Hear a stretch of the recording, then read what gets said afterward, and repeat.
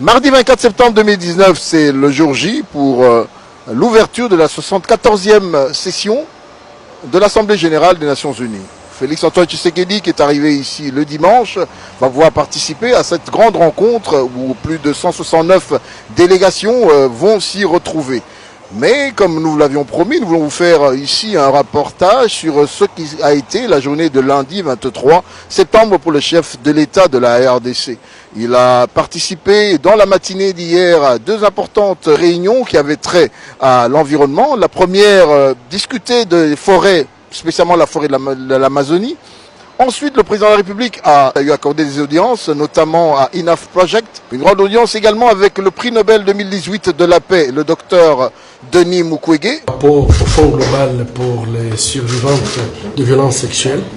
Et j'en ai parlé au président de la République pour que, en fait, la République démocratique du Congo soit parmi les États qui vont soutenir ces fonds, qui est déjà soutenu par certains États, mais pour moi, il est très très important que la République démocratique du Congo soit parmi les premiers pays à soutenir ces fonds globaux, qui ne sera pas un fonds congolais, mais qui va soutenir toutes les victimes à travers le monde. Il est très favorable par rapport à cette idée et donc nous sommes satisfaits.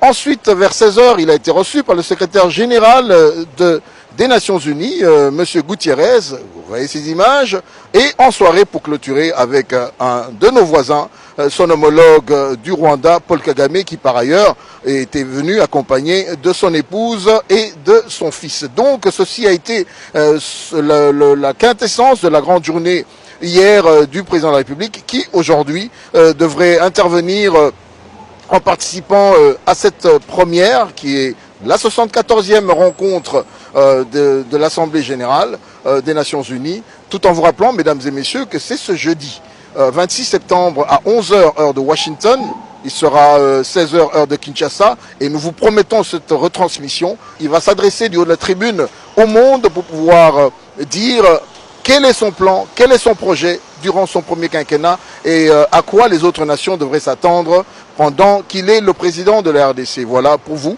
à partir de New York City, qu'on appelle Big Apple, Abraham Lwakabwanga, pour le compte de la presse présidentielle, à l'art technique Fils Matondo qui nous est arrivé hier.